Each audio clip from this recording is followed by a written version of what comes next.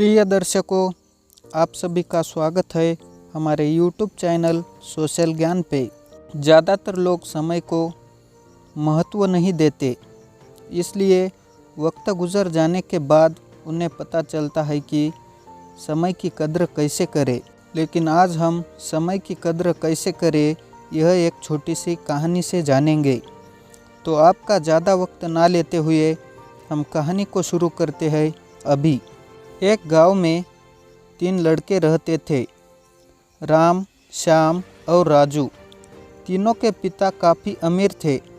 तीनों का बचपन बहुत अच्छी तरह से गुजरा था। उनके माता पिता कभी भी उनकी कोई भी मांग को अनदेखा नहीं करते थे। राम के पिता सरपंच थे, श्याम के पिता एक कारोबारी थे और राजू के पिता एक किसान जमींदार थे। छोटी उम्र से ही उन सबको लाड़ प्यार ने ऐसा बना दिया था कि ना तो उनको मेहनत का पता था और ना ही उनको समय की परवाह थी। अक्सर वह सारा दिन बस घूमते रहते थे और बस घूमते रहते थे। नशे और अन्य भोगविलास में डूबे रहते थे, जिससे उनके गांव वाले भी दुखी थे। सरपंच और बड़े लोगों के बच्चे होने के कारण उनकी कोई शिकायत कर पाने की हिम्मत नहीं कर पाता था, जिससे उनका मनोबल और बढ़ गया था। एक दिन उनके गांव में बहुत तेज़ बारिश हुई, जिससे सब लोगों को नुकसान हुआ, जिसमें इन तीनों के पिता भी थे। लेकिन इतना कुछ होने के बाद भी उनके बेटों का वही हाल था। वो बस घूमते रहते, नशा करते, भोगविलास करते रहते थे। माँ बाप काफ़ी चिंतित रहा करते थे। ये तीनों भले ही कितने गंदे थे, लेकिन इन तीनों के अंदर एक खास बात थी जिसकी पहचान किसी को नहीं थी और उनको खुद को भी पता नहीं था। राम एक बहुत अच्छा नेता प्रतिपक्ष था, क्योंकि अपने पिता के पास रहते हुए उसको इसका काफ़ी ज्ञान हो गया था, क्योंकि उसके पिता सरपंच थे। श्याम भी इस तरह से बिजनेस की समझ रखता था, क्योंकि उसके पिता एक कारोबारी थे। और राजू खेती का काम जानता था, क्योंकि उसके पिता जमींदार थे।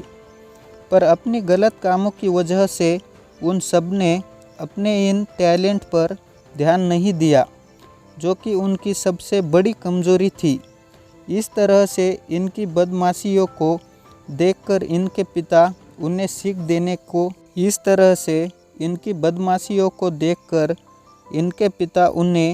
सीख देने की सोच रहे थे। तीनों पिताओं ने आपस में बात करी और उसका एक हल निकाला। तीनों पिताओं ने अपना अपना काम अपने अपने बेटों को सौंप दिया, जिससे उनको समय की कदर का पता लग सके।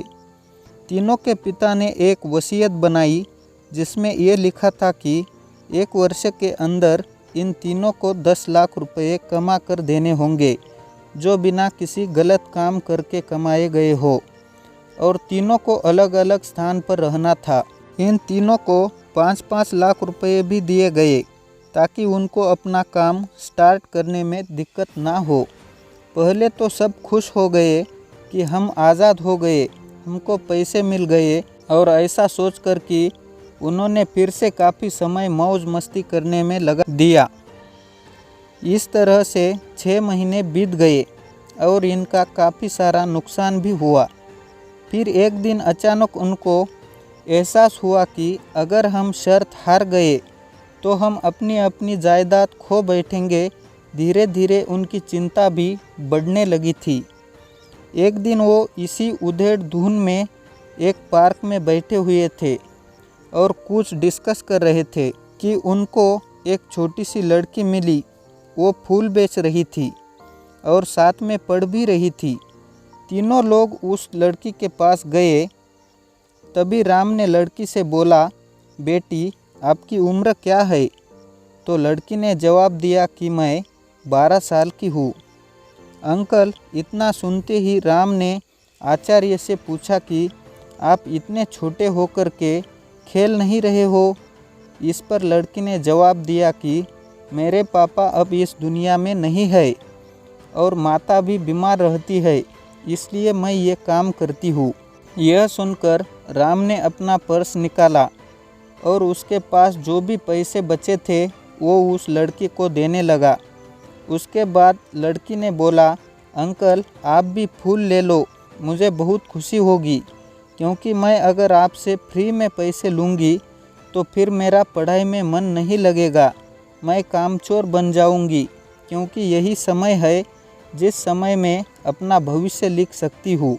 राम ने उस लड़की से सारे फूल ले लिए और तीनों अपने अपने घर लौट आए। उस फूल वाली लड़की का उन तीनों लड़कों पर बहुत गहरा प्रभाव पड़ा। रात भर वह तीनों उस बच्ची के बारे में सोचते रहे और उन्हें एहसास हुआ कि वो तीनों कितने गलत थे। तीनों ही दोस्तों को एहसास हुआ कि आज भी उनके पास 6 महीने का समय है अपने पिता के दिए गए काम को पूरा करने का और भविष्य बनाने का।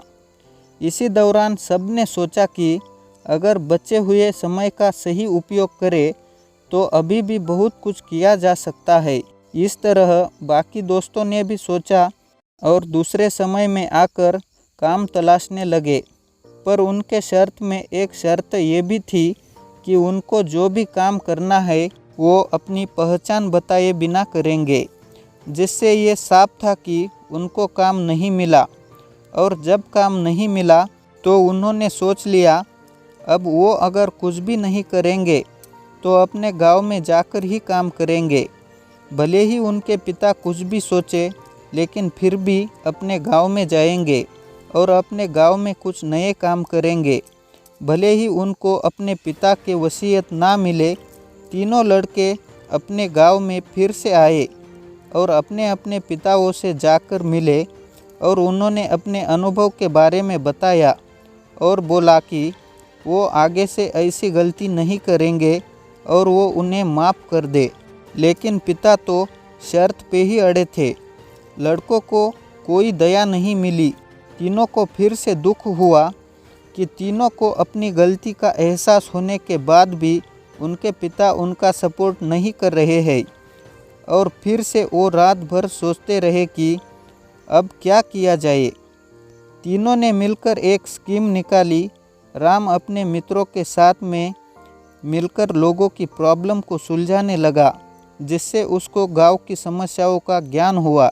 इसी तरह श्याम भी गांव के विकास के लिए नए नए तरीके सीख गया और राजू को किसानों और बीजों का ज्ञान हो जाने से उसको काफ़ी फायदा हुआ।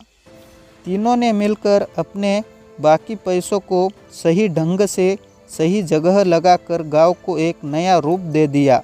उनकी कड़ी मेहनत से गांव के लोग क्या दूसरे शहरों के लोग भी उनकी तारीफ करने लगे। उनका गांव तरक्की करने लगा। इन तकनीकों के कारण हर वर्ग के लोगों से उनका जुड़ाव होने लगा और एक समय आने के बाद उनके पिताओं ने भी उनको माफ़ कर दिया। इस तरह से दोस्तों उन तीनों को समय की कीमत का अंदाज़ा हुआ कि पहले वो कितना समय बर्बाद कर रहे थे, लेकिन जब से उनको समय की कीमत का अंदाज़ा हुआ तब से उन्होंने समय को बर्बाद नहीं किया और काम करके पैसा कमाया, अपना नाम कमाया और ये सीखा ईमानदारी से ज़िंदगी कैसे जीते हैं। दोस्तों कुल मिलाकर कहने का मतलब यही है कि आप सभी समय को बर्बाद ना करें। अगर ये समय आपके हाथ से निकल गया तो कुछ नहीं कर सकते हैं। और हाँ, समय के पास इतना समय नहीं है कि वो आपको दोबारा समय दे दे। समय बर्बाद करने के हज़ारों तरीके हैं, लेकिन आप ऐसा कोई तरीका चुनिए जो आपकी ज़िंदगी बदल दे, इस समाज की ज़िंदगी बदल दे, इस देश का भविष्य बदल दे। अपना ख्याल रखिए, ज़िंदगी में आगे बढ़िए और अपनी कड़ी मेहनत से देश में खुद के नाम के साथ साथ दुनिया में भी देश का नाम कीजिए। अगर दोस्तों आपको ये स्टोरी अच्छी लगी हो तो प्लीज़ कमेंट में बता देना और वीडियो को लाइक शेयर करके साथ साथ चैनल को भी सब्सक्राइब कर देना।